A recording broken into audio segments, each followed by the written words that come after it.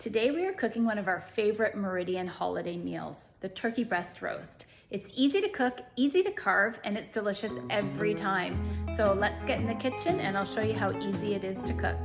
So we're going to put a few tablespoons of olive oil in the bottom of the pan.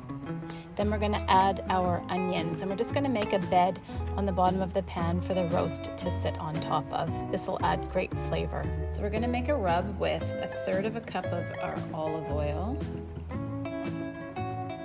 and 1/2 package of the turkey rub. Okay, so we're going to mix it up, and then we are going to just use our brush and cover the entire turkey breast roast with the paste. Okay, so once we've got it all covered, we are going to transfer it to the dish with our onions. It's going to sit right on top of the onions and then covered with herbs.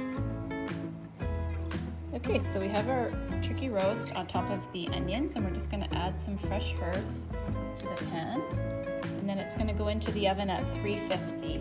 And we cook it for about 45 minutes to 50 minutes per cube. So we've reached 170 degrees and it smells absolutely amazing.